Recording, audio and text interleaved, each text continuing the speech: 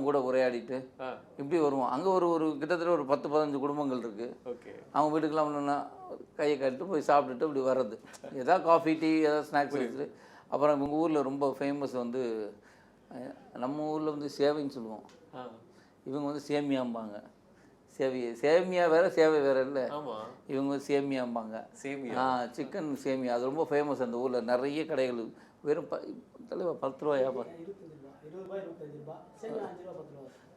25 + 10 5 ரூபா, 30 ரூபாய்க்கு சிக்கனோட சேமியாவோட, அதுவும் பயங்கரமாக. அது ஒரு 10 கடை இருக்கும். அதுவும் ஒவ்வொரு கடையிலும் 10-15 ரூபா உட்காந்து சாப்பிட்டுட்டு தான் இருப்பாங்க. அது ஊர்லேயே அவ்வளோதான் இருப்பாங்க, எல்லாம் உட்காந்து சாப்பிட்டுட்டு இருப்பாங்க. அது ஒரு வாழ்க்கை முறையே வேறங்க. ரொம்ப பிரமாதமான ஒரு ஊர் அது. அந்த ஒரே ஊரில் வந்து மொட்டை பாறையும் பார்க்கலாம், பச்சை பசேன்னு புல்லையும் பார்க்கலாம், அப்படியே ஒன்றாந்தே ஒரு இதுவும் பார்க்கலாம், ஒரு மலையையும் பார்க்கலாம். எல்லாமே வந்து ஒரு இடத்துல செட்டு இங்கிட்டு திருப்படா, இது இங்கிட்டு திருப்படா, அது இங்கிட்டு திருப்படா அப்படிங்கிற மாதிரி ஒரு பிரமாதமான லொக்கேஷன்ஸ், ரொம்ப பிரமாதமான லொக்கேஷன். இவர் எனக்கு முதல்ல கூப்பிட்டு போனால் ஒரு ஷார்ட் சொன்னார், அது எடுக்கலை.